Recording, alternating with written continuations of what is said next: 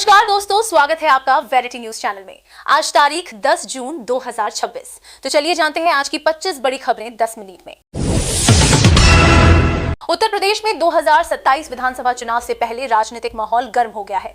Samajwadi party प्रमुख अखिलेश यादव लगातार PDA यानी पिछड़ा, दलित और अल्पसंख्यक फॉर्मूले को मजबूत करने में जुटे हैं। वहीं बीजेपी गैर यादव, ओबीसी और अन्य सामाजिक वर्गों को साधने की रणनीति पर काम कर रही है। प्रदेश की राजनीति अब पूरी तरह चुनावी मोड में दिखाई दे रही है।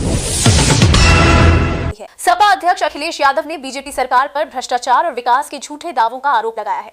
उन्होंने कहा कि प्रदेश में विकास के बड़े बड़े दावे किए जा रहे हैं, लेकिन जनता को उसका लाभ जमीन पर दिखाई नहीं दे रहा। इस बयान के बाद यूपी की राजनीति में बयानबाजी और तेज हो गई है। मुख्यमंत्री योगी आदित्यनाथ ने आज डिजिटल शासन पर उच्च स्तरीय समीक्षा बैठक की।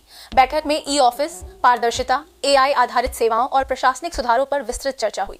सीएम ने अधिकारियों को निर्देश दिए कि सभी विभागों में डिजिटल ट्रांसफॉर्मेशन को तेज किया जाए ताकि जनता को घर बैठे सुविधाएं मिल सकें। ये बैठक यूपी को डिजिटल हब बनाने की दिशा में एक महत्वपूर्ण कदम माना जा रही है।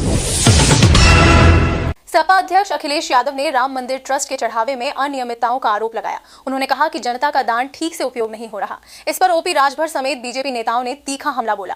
राजभर ने इसे मानसिक दिवालियापन बताया और कहा कि सपा भ्रम फैला रही है। ये विवाद यूपी की सियासी बहस को और गर्म कर गया है। भारतीय जनता पार्टी ने 2027 विधानसभा चुनाव की तैयारियां तेज कर दी हैं। पार्टी 61 उन सीटों पर विशेष ध्यान दे रही है जहां पिछले 3 चुनावों में हार हुई है। बूथ स्तर पर संगठनात्मक बैठकें, लाभार्थी संपर्क और कैबिनेट विस्तार के जरिए बीजेपी मजबूत स्थिति बनाने की कोशिश में है। पार्टी अध्यक्ष ने योगी आदित्यनाथ को चेहरा छुपाकर चुनाव लड़ने का संकेत दिया है। ये और रामदास अठावले ने वाराणसी में कहा कि एनडीए गठबंधन यूपी में 300 से ज्यादा सीटें जीतेगा। उन्होंने बीजेपी की विकास योजनाओं की तारीफ की और विपक्ष पर हमला बोला।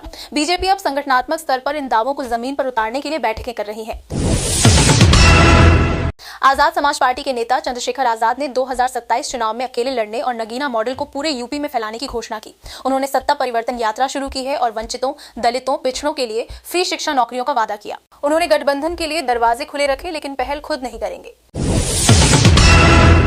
प्रभावित टीएड शिक्षकों की सेवा सुरक्षा को लेकर मुख्यमंत्री योगी आदित्यनाथ ने जल्द सकारात्मक फैसला लेने का आश्वासन दिया। शिक्षक संघों के साथ बैठक में सीएम ने कहा कि कोई भी शिक्षक बेरोजगार नहीं रहेगा। ये मुद्दा लंबे समय से सियासी गर्माहट का कारण बना हुआ था। सांभर में प्रशासन द्वारा अतिक्रमण हटाने की कार्रवाई पर विपक्ष ने सांप्रदायिक एंगल देने का आरोप लगाया है। प्रशासन ने कहा कि ये सरकारी और सार्वजनिक भूमि को मुक्त कराने की प्रक्रिया है। बीजेपी ने इसे विकास कार्य बताया, जबकि सपा कांग्रेस ने इसे जन विरोधी करार दिया। 2027 को देखते हुए बीजेपी ने बूथ स्तर की बैठकें, कैबिनेट विस्तार और गठबंधन सहयोगियों आरएलडी, अपना डाल आदि के साथ चर्चाएं तेज कर दी हैं। पार्टी का फोकस नॉन यादव, ओबीसी और गैर जाटव दलित वोट बैंक पर है। सपा प्रमुख अखिलेश यादव आज दिल्ली रवाना हुए, जहां भारत गठबंधन की बैठक में यूपी की रणनीति पर मंथन होगा। पीडीए फॉर्मूला को मजबूत करने और 2027 की तैयारी पर चर्चा होने की संभावना है। ऊर्जा मंत्री के अनुसार अब यूपी में विजिलेंस जांच के दौरान बॉडी वॉर्न कैमरे लगाना अनिवार्य होगा। ये पारदर्शिता और भ्रष्टाचार मुक्त प्रशासन के लिए बड़ा कदम बताया जा रहा है। टीएमसी के किन सांसदों ने की है बगावत?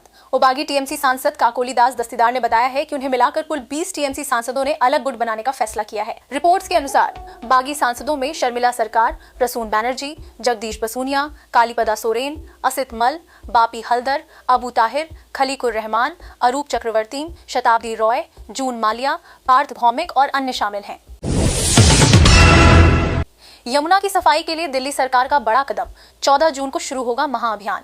दिल्ली सरकार 14 जून को मुख्यमंत्री रेखा गुप्ता के नेतृत्व में यमुना स्वच्छता महाअभियान चलाएगी। इस अभियान में हजारों स्वयंसेवक, नागरिक और विभिन्न सामाजिक संगठन भाग लेंगे। कार्यक्रम का उद्देश्य यमुना को स्वच्छ, निर्मल और अविरल बनाना है। सरकार ने इसे जन भागीदारी से पर्यावरण संरक्षण की दिशा में एक महत्वपूर्ण पहल बताया है।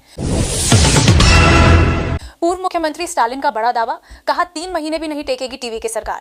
तमिलनाडु के पूर्व मुख्यमंत्री एमके स्टालिन ने दावा किया है कि अभिनेता राजनेता विजय के नेतृत्व वाली टीवी की सरकार 3 महीने भी नहीं टिक पाएगी। एक कार्यक्रम में स्टालिन ने सरकार की स्थिरता पर सवाल उठाते हुए कहा कि ये किसी भी समय गिर सकती है।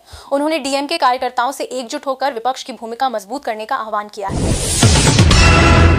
अखिलेश यादव के आरोप, राम मंदिर का करोड़ों का चढ़ावा गायब हो गया, पर मंदिर ट्रस्ट ने दिया जवाब। सपा प्रमुख अखिलेश यादव के दावे, राम मंदिर का करोड़ों रुपए का चढ़ावा गायब हो गया, पर राम जन्मभूमि तीर्थ क्षेत्र ट्रस्ट के सदस्य महंत दिनेंद्र दास ने कहा है, यदि किसी ने कोई गलत कार्य किया है तो भगवान राम स्वयं उसे दंड दे देंगे। उन्होंने कहा, हमारे ट्रस्टी ऐसा कुछ नहीं करेंगे, कोई संदेह है तो जांच करा लें। कटमनी के आरोप में बंगाल में टीएमसी नेता को सिर मुंडवाकर गांव में घुमाया, वीडियो आया सामने। हावड़ा पश्चिम बंगाल में तृणमूल कांग्रेस टीएमसी के नेता सन्यासी मन्ना का एक वीडियो सामने आया है, जिसमें स्थानीय लोग उनका सिर मुंडवाकर और जूतों की माला पहनाकर उन्हें गांव में घुमाते नजर आ रहे हैं। ग्रामीणों का आरोप है कि मन्ना विभिन्न सरकारी कल्याणकारी योजनाओं का लाभ दिलाने के बदले लोगों से कट मनी वसूलते थे।